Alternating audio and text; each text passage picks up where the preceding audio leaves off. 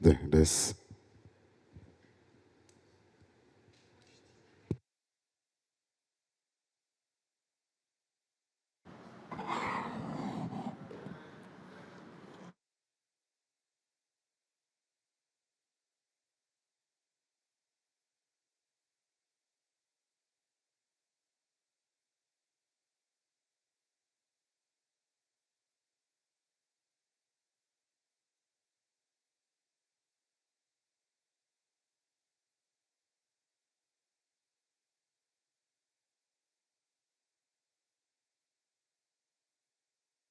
And I did break it. Oh, no, it's working. Hi, everybody. Thank you so much for coming so early in the morning for this really exciting session that we've got here at the PCCB Hub. So it's lovely to see everybody. My name is Shirley Matheson. I'm with WWF. I'm the Global NDC Enhancement Coordinator, so working very much in the weeds on nationally determined contributions. I'm here with my colleague from ISD, Jeffrey Chi, who I'm going to be speaking for him, but this was very much a strong partnership also with GIZ. So please bear with me on this. But this is effectively delivering climate and nature, looking across the synergies of NDCs, NAPs, and NBSAP, so National Biodiversity Strategies. Sorry, early morning. We're actually going to start this session with some opening remarks from our colleague from GIZ. So I'm going to welcome Kristen here to take over. And then what we're going to do is maybe a very quick overview of the work that we did here to give you a little bit of an idea on the direction that we're going. And what we're really hoping to do with this session is give you an opportunity to give us some feedback, even critique on the work that we've done on our checklist, which the idea here is to really support policymakers as they think about the synergies across these. So we will have a World Cafe after we do the presentation. So thanks very much. Kristen.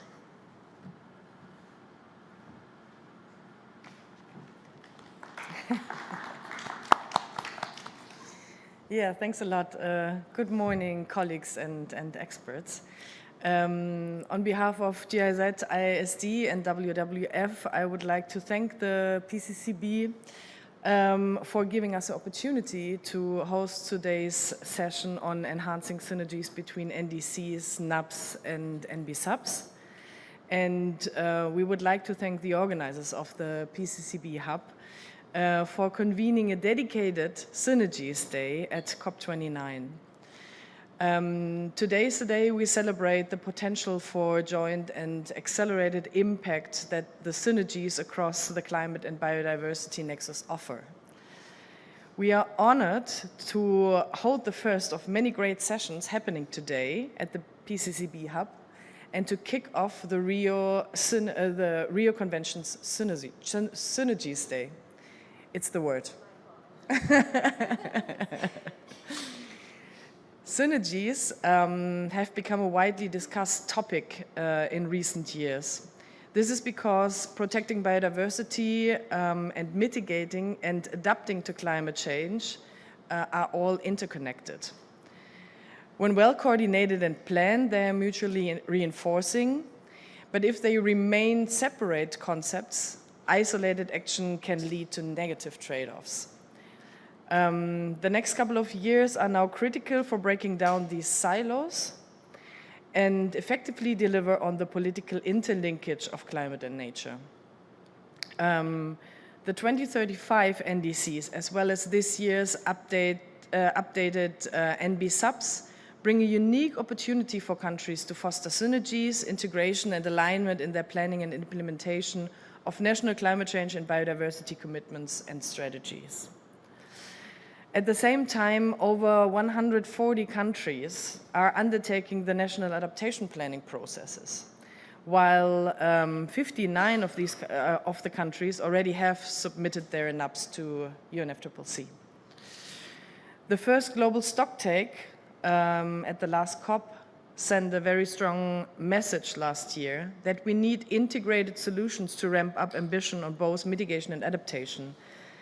Aligning countries' NAP processes with the NDCs and NBSAPs will support the achievement of the global goal on adaptation in a coherent manner.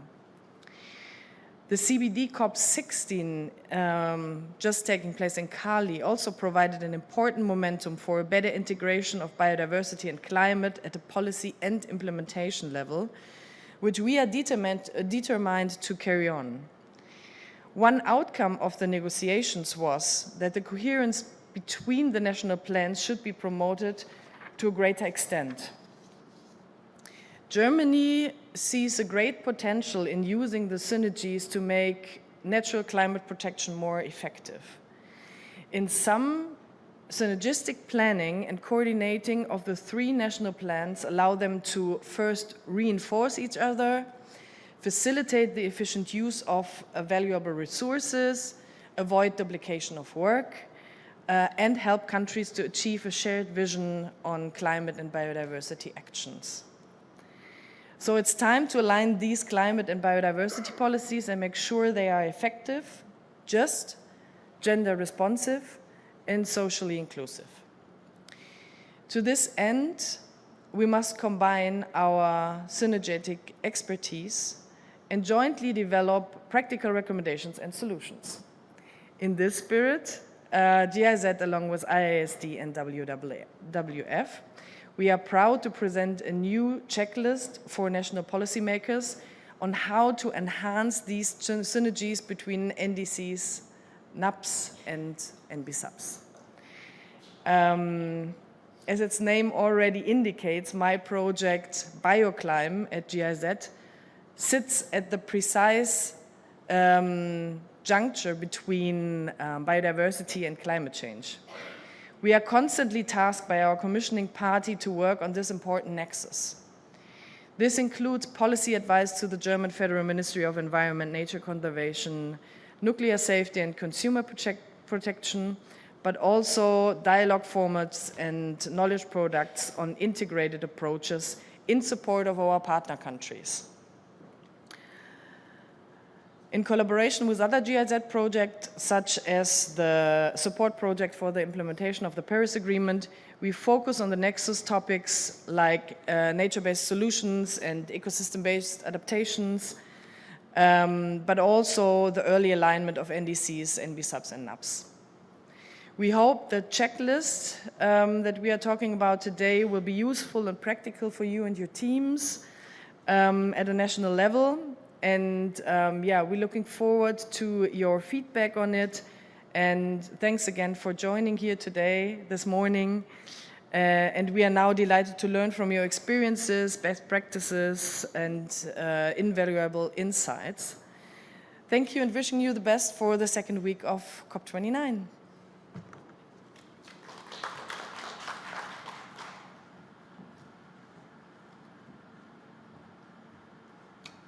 Okay, thanks so much for that, Kristen. So before we go into maybe discussing the checklist and getting your feedback, like I said, the idea is to maybe go through some of the background and what we did with this work and our findings. The paper where this is detailed in, we'll provide the QR code for it as well, so you can have a look at it afterwards, but if you let me do a quick introduction. So I'm not going to spend much time on this, but I think I'm sure everybody in the room is aware of the opportunity here. We have the Global Biodiversity and the Paris Agreement providing these key strategic planning documents that parties need to deliver. And this is what we were looking at. I mean, we're not talking about exactly the same things, but we're talking about some really key crossovers. So that's what we wanted to look at here. So that was our focus here around NDCs, NAPs, and NBSAPs. Why do synergies matter? I mean, maybe you guys can add to this as well, but I think what we really felt is that there's definitely an element of efficiency here. Like I say, there's a lot of overlaps between what countries need to do. We don't want to burden countries with more aspects to think about, but I think we really are in this space where we can consolidate some of the asks to countries, and that was something that was really important to our thinking. And also, that we don't want to be undermining. I think there's I work on NDCs, and I see that there's a lot of discussion around the risks around maladaptation, and I'm potentially taking some actions in one space which is detrimental to another. So that was also part of our thinking.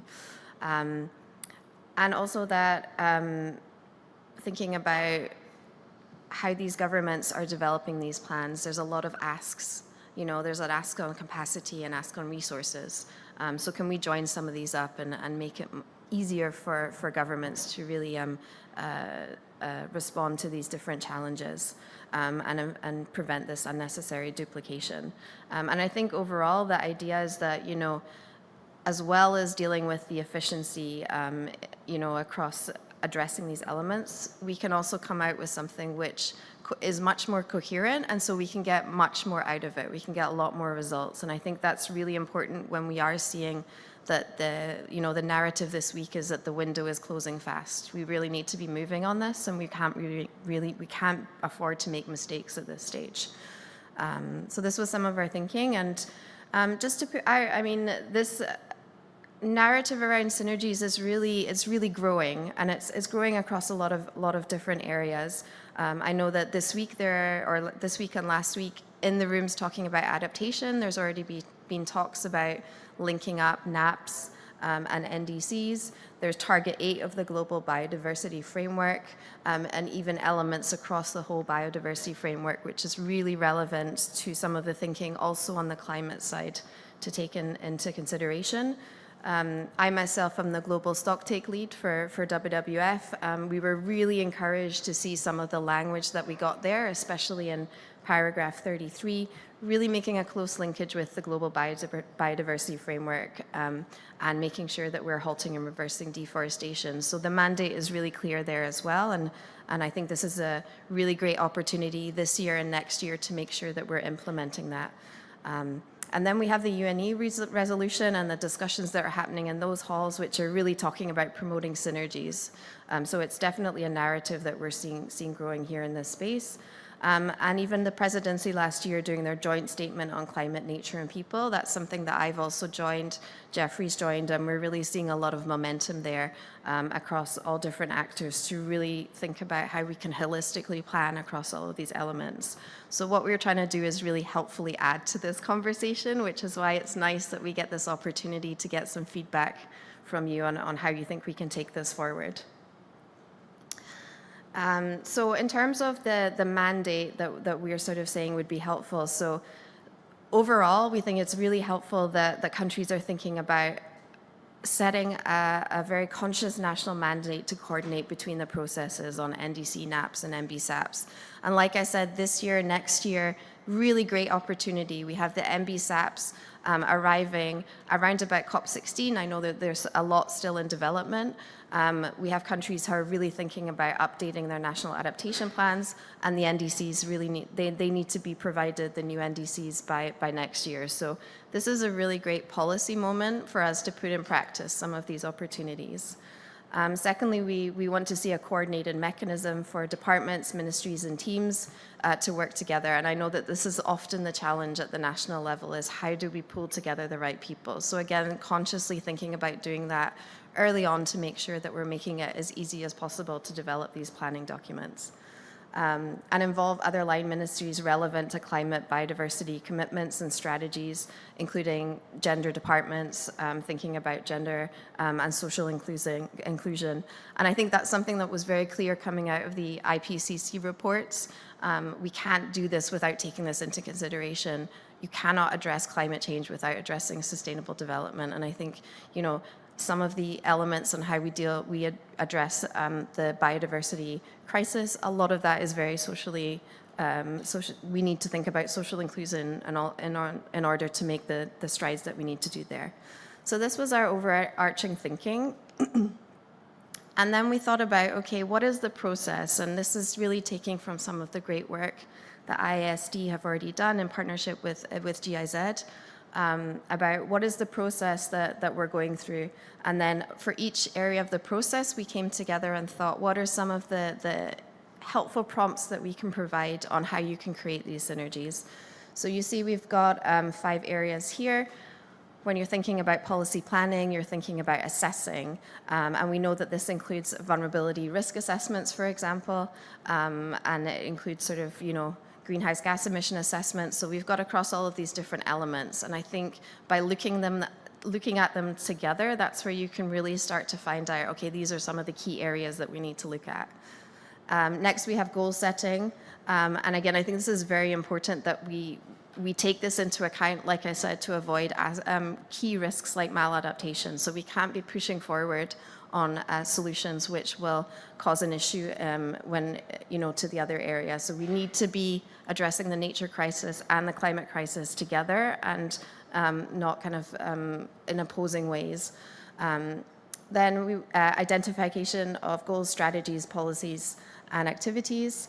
Again, this is thinking about bringing in the social aspects. So let's think about nature-based solutions. Let's think about ecosystem-based approaches, ecosystem-based adaptation. How can we join together these approaches in a way? And again, this is all in the national context. So when you're developing these, there's always a challenge of how do we provide this in a way which is not prescriptive but is helpful in creating a framework. So. And then finance and implementation. This is the finance COP. I know that we didn't get a finance outcome earlier in the year at the CBD COP. This is really important. And I've been seeing a lot of these discussions around NDCs as implementation plans, NDCs as development plans, thinking about what financial resources are needed. And that's so important for this conversation around finance. And I think this is finance and also capacity building technology. And again, I think we can see a lot of crossovers across NDCs, NAPs, and NBSAPs. And then the monitoring, reporting, and stock taking. I often have my offices come to me and ask for what's the next step? How do we track progress? And certainly when you're looking across NDCs, NAPs, and NBSAPs, I think it's a really important thing to consider in terms of the timeline, especially when you're dealing with nature. It's a very, you're doing a lot of the actions now, but you have to recognize that some of the wins will come out later. But there's a lot of discussions now around tipping points, for example, very relevant, making sure that we understand what are the qualitative and quantitative indicators. I know this is something that the Global Goal and Adaptation is really considering. So all of these very relevant sort of aspects. This is the kind of overarching framework. What we have now is, so as promised, here's the QR code to the paper. But like I said, what we're really excited about doing is basically using this opportunity, having you all here to get a bit of feedback on what we're doing. And so we're really encouraging you guys to really look at the detail and say what you think is helpful, what you think we've missed, if you think there's anything that can be developed further. So the next thing that we're going to do is a World Cafe format. So if you bear with us, and I think Jeffrey's going to come up and organize everybody for this. Great. Thank you so much, Shirley, for helping me through this presentation as I recover from a cold. Jeffrey, I'm really happy that everyone can be here this early in the morning, so thank you so much. So as Shirley said, we will have a World Cafe format. We have 3 stations set up, and we will have 2 rounds of whatever that has. We're going to have 2 rounds of exchange. Each round is around 10 to 13 minutes. So the 3 stations are being set up in the format of the kind of iterative cycle that Shirley has just shown. So the first table over there will be on assessment and goal setting. The middle table here will be on identification of strategy, policies, plans, and action. And the third table here will be on implementation, financing, and monitoring, evaluation, and learning. So what we're really hoping for is some feedback from you, from the practitioners, from observer, from country delegates, on what your experience is in terms of NAP, NBC, and NBSAP synergies, what challenges you might face, and how we can continue to improve this knowledge product for you, the country policymakers, as well as practitioners. So if you have any questions, please let me know. But right now, maybe I will just direct this portion of the folks to one of these 2 stations, and then that portion of the folks to the station 1, if that's possible. So, but you can also feel free to choose whichever station that's most relevant for your work as well. So let me know if you have any questions, and we will start the timer. Thanks.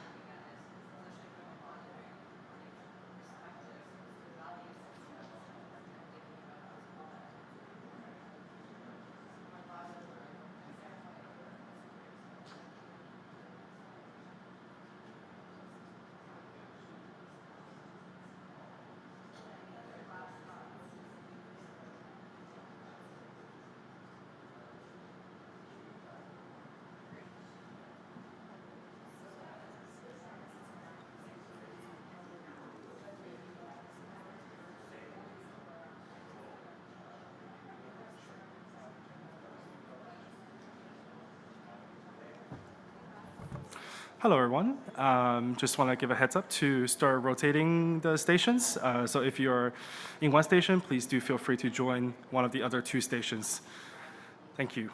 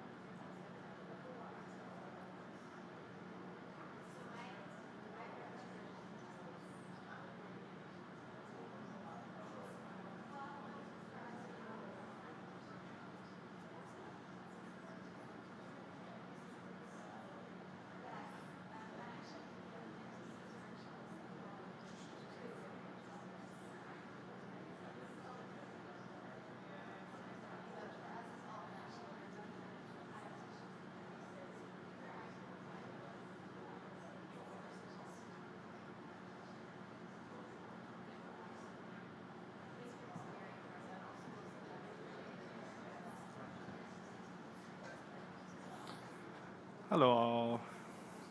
Thank you so much for your contribution. If I can just ask everyone to maybe take a seat and bear with us for just another couple minutes.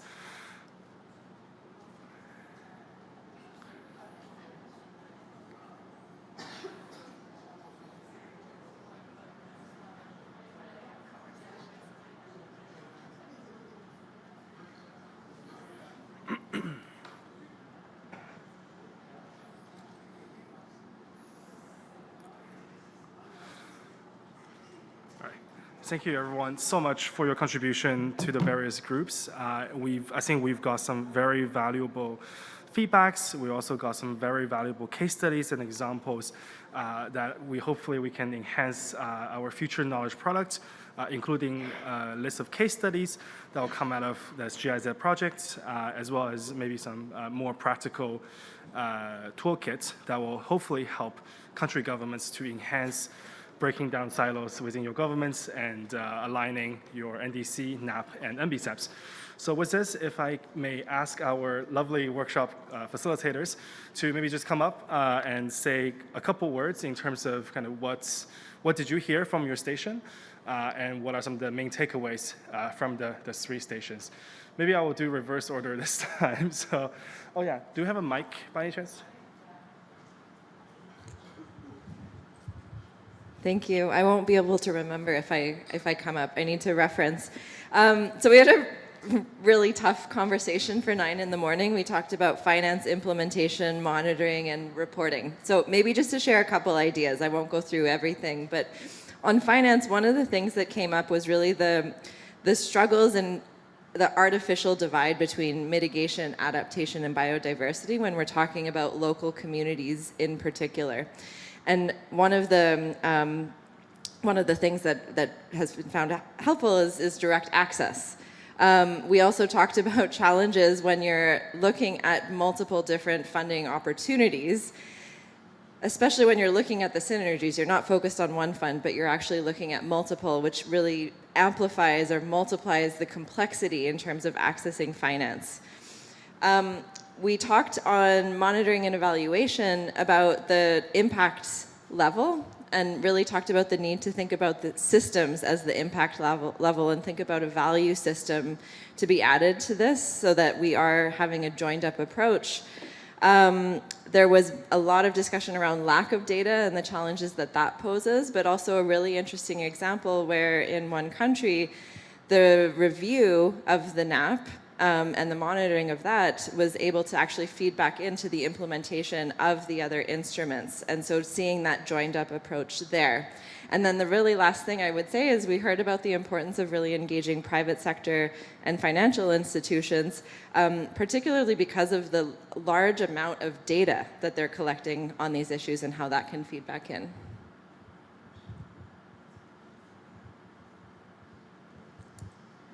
Thanks. So we were talking about identification of policies, strategies, policies, and actions, and we had a really rich discussion. There were some great examples shared. I won't go into the details of those, but I think I'll just highlight 2 big issues that came out.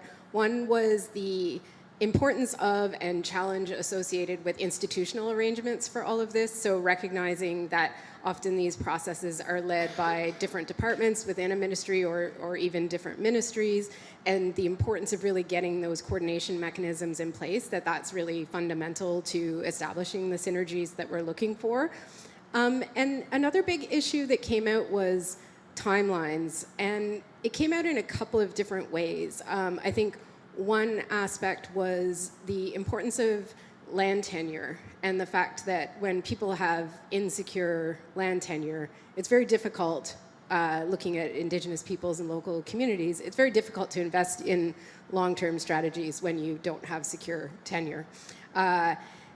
Also around sort of how do you prioritize when resources are scarce and sort of looking at the balance between meeting sort of short-term immediate needs while also investing in long-term actions that build resilience and enhance biodiversity. I think the last thing I will just flag is that it seemed that there was a sense that there there was maybe more progress in some areas. So alignment of NDCs and NAPs has maybe moved forward in some countries a little bit better, whereas making the link to NBSAPs is maybe not quite happening yet. And so looking at where do we really need to push in terms of making these synergies happen, and maybe we need more effort on bridging those gaps and emphasizing the opportunities and challenges there. So I'll stop there. Thank you. Thanks. And okay, so the last bit, or the first bit, so we were looking at assessment and goal setting. And there's similarities here between what my two colleagues have said. So around points around finance and around, I guess, coordination. So the idea, I think we need to be more, or the people here, the feedback was, there needs to be more explicit recognition that the Treasury or the finance ministries need to be maybe more explicitly called out. Yes, we need coordination between different ministries, but these are the guys that hold the purse strings and the guys that can make it happen or stop it happening. I think the other point was related to synergies, was around coordination, though one colleague said it was more than coordination. So, we have government ministries that have policies that are actively in conflict. And so how do you streamline those? How do you, on the one hand, sign up to 1.5 degrees and net zero and an NDC that says this, but then tick to oil expansion, for example. So I guess coordination plus around that. And then another point related to that was, I guess, how do you get a different coordination, but how do you get a common narrative? So you've got these three complex, long, technical documents. How do you get this story about the whole process that we're trying to do? I'll stop there. There's a few more points, but I'll stop there. Great, thank you so much. And thank you so much to our Work Cafe facilitators. If you can just give them applause, that'll be great. Thank you. And it's 10 o'clock, so we are not going to hold you any longer. Thank you so much for coming today. Feel free to download the publication and learn more about it. Our contact information is also on there, so if you have any suggestions after the fact, please do feel free to contact us. We're always happy to chat. And thank you so much again, and hope you have a great rest of the COP. Thank you.